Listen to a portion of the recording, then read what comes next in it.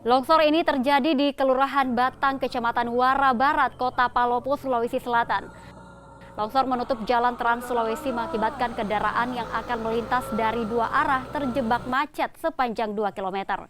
Badan Penanggulangan Bencana Daerah atau BPBD Kota Palopo bersama Basarnas, Balai Besar Jalan Nasional menurunkan alat berat untuk membersihkan material longsor.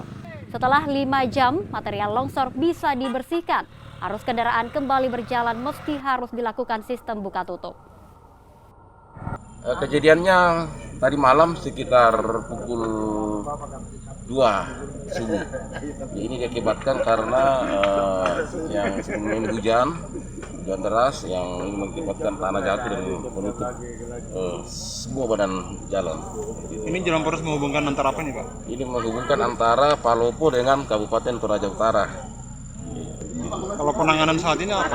Penanganan sementara ini dilakukan koordinasi antara pihak BPBD dengan PU Bina Marga.